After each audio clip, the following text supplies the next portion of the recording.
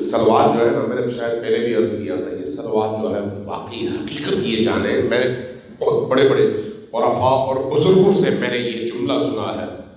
کہ انسان جب مر کر ادھر جاتا ہے نا برزخ میں،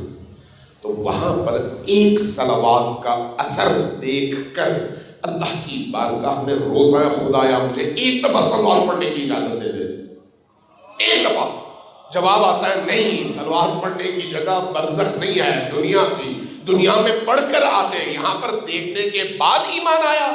وہاں پر کیوں ایمان پیدا نہیں ہوا؟ اس لیے یہ یاد رکھیے، صلوات اپنے مستحب اور نافلہ عبادات میں سب سے بڑی عبادت ہے،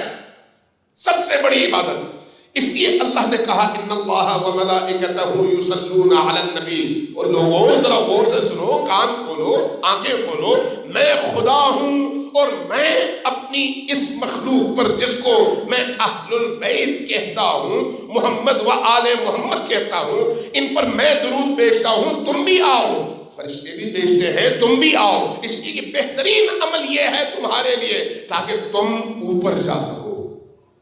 اس لیے جب درود پڑھنا ہو تو وہاں پر پھر سستی نہ کریں، وہاں پر دل سے عبادت سمجھ کر، یہ سمجھ کر کہ یہ درود کے کلمات ہمیں نجات دلا سکتے ہیں۔